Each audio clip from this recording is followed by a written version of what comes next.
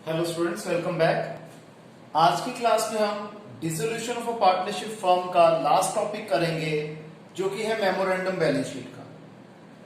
Memorandum balance sheet basically क्या होती है कि क्वेश्चन के अंदर हमें बैलेंस शीट गिवन नहीं होगी, हमें कुछ फिगर्स दी होंगी जिसे यूज करते हुए हम लास्ट ईयर की क्लोजिंग बैलेंस शीट बनाएंगे और उसके बाद हम क्वेश्चन को कंटिन्यू करेंगे। ये क्वेश्चन बेसिकली बहुत ज्यादा आसान होते हैं, छोटे भी होते हैं और इजी भी होते हैं। आइए प्रैक्टिकली देखते हैं इन क्वेश्चंस में क्या होता है। ध्यान रखना, सबसे पहला स्टेप ये होता है कि हमेशा हम सारे परफॉर्मे इकट्ठे बना लेते हैं, यानी कि memorandum, balance sheet, realisation account, partners capital account और कैश या बैंक अकाउंट। हमें दिया हुआ है ए और बी ने बिजनेस की शुरुआत करी थी और ये अपनी प्रॉफिट एंड लॉसेस को शेयर कर रहे थे 4:3 में।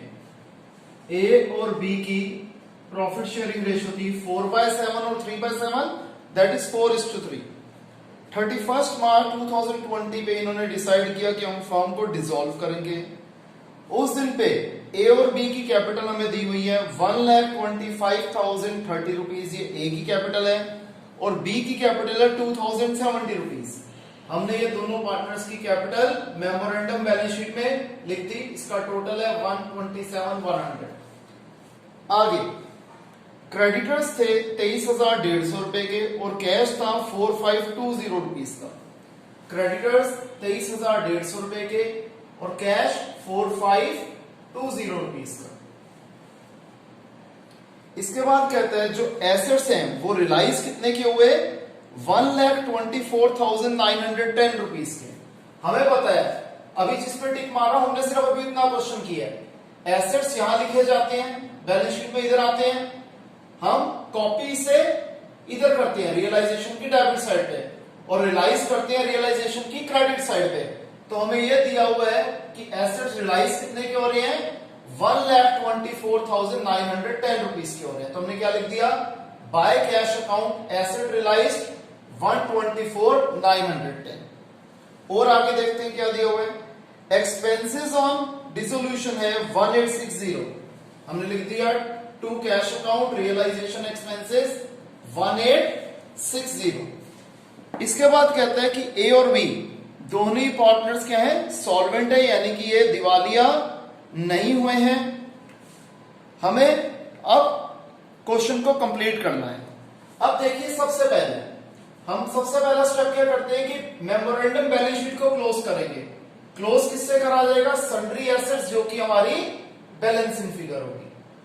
अब क्रेडिटर्स है, इसको हमने कॉपी कर दिया रियलाइजेशन की क्रेडिट साइड पे। कैपिटल अकाउंट के बैलेंसेस है, पार्टनर्स कैपिटल अकाउंट में लिख दिया by balance brought down, cash account में लिख दिया टू बैलेंस ब्रॉट डाउन, और सन्ड्री एसेट्स को हमने यहां पर कॉपी कर दिया। अब एसेट्स लिखते यहां है, रियलाइज यहां करते हैं, हमने रियलाइज कर दिया। क्रेडिटर्स की रियलाइजेबल वैल्यू नहीं गिवन, तो 100% यानी कि फुल अमाउंट पे रियलाइज होंगे। फिर हमें क्या दिया हुआ है, रियलाइजेशन एक्सपेंसेस है 1,860, ये हमने लिख दिया था। अब बैलेंसिंग फिगर क्रेडिट साइड पे आ रही है, जो कि हो जाएगी लॉस की। लॉस आया 22,680 रुपीज, जिसे हम 4:3 में डिवाइड कर देंगे तो आ जाएगा 12,960 और 9,720। अब इसकी क्रॉस एंट्रीज, कैश अकाउंट में हम क्रेडिट साइड पे दो जगह लिखेंगे, बाय रियलाइजेशन अकाउंट 23,150 और बाय रियलाइजेशन अकाउंट 1,860। ये दोनों फिगर हमने लिख दी। अब कैश अकाउंट की डेबिट साइड पे लिखेंगे टू रियलाइजेशन अकाउंट 124,910 और पार्टनर्स कैपिटल अकाउंट की डेबिट साइड पे लिख देंगे टू रियलाइजेशन अकाउंट 12,960 और 9,720। क्लियर, ये अकाउंट भी हमारा क्लोज हो गया। अब हम करते हैं पार्टनर्स कैपिटल अकाउंट को क्लोज। इसमें जो बैलेंसिंग फिगर है बी की, वो क्रेडिट साइड पे है, यानी कि ये कैपिटल और लेके आएगा, और ए की बैलेंसिंग फिगर डेबिट साइड पे है, यानी कि यहां पर इसे कंपनी पेमेंट कर रही है। अब दोनों क्रॉस एंट्री हो जाएगी। हम कैश अकाउंट की क्रेडिट साइड पे लिखेंगे बाय एस कैपिटल अकाउंट, और कैश अकाउंट की डेबिट साइड पे क्रॉस एंट्री लिख देंगे टू बी कैपिटल अकाउंट, और इन दोनों साइड का टोटल इक्वल आएगा, जिससे पता लगता है हमारा क्वेश्चन एकदम सही है। इसे कॉपी कीजिए, एक और क्वेश्चन करते हैं।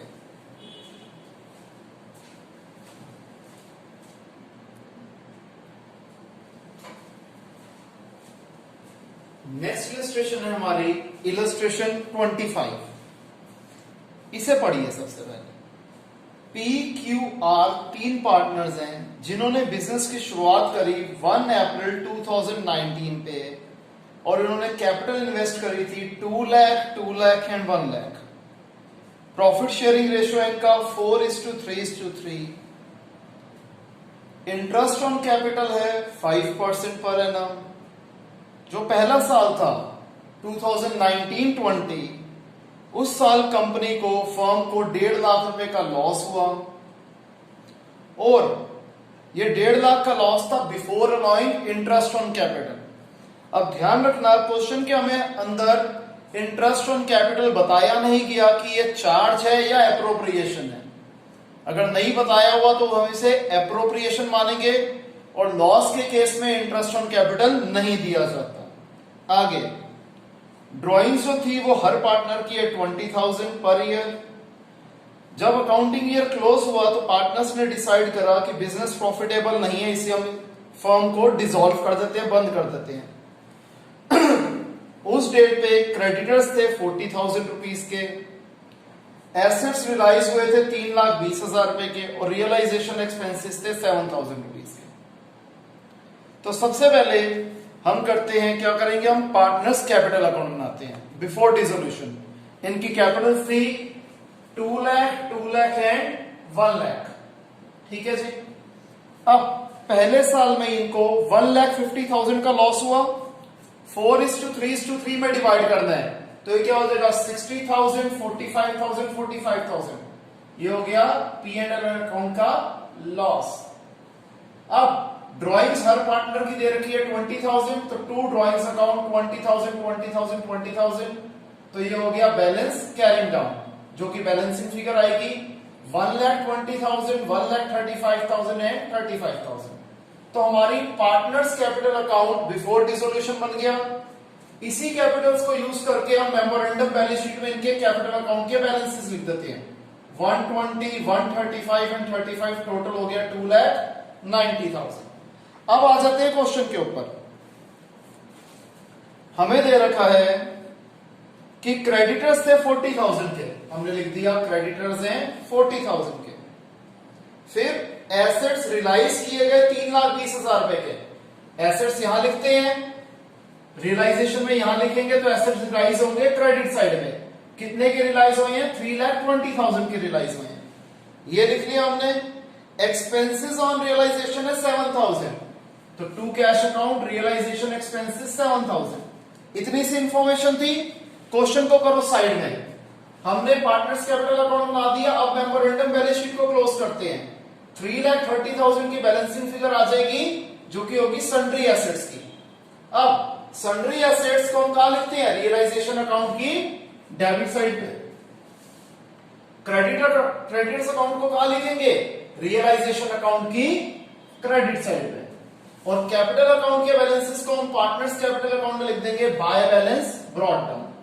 इसका रोल भी खत्म। अब हम करते हैं रियलाइजेशन अकाउंट को क्लोज। क्रेडिटर्स के बारे में कुछ नहीं बोला गया, तो फुल वैल्यू पे रियलाइज होंगे। ठीक है जी। एसेट्स हम ऑलरेडी रियलाइज कर चुके हैं। हम देख रहे हैं हमें क्या आ रहा है, लॉस आ रहा है। लॉस को 4:3:3 में हमने बांट दिया।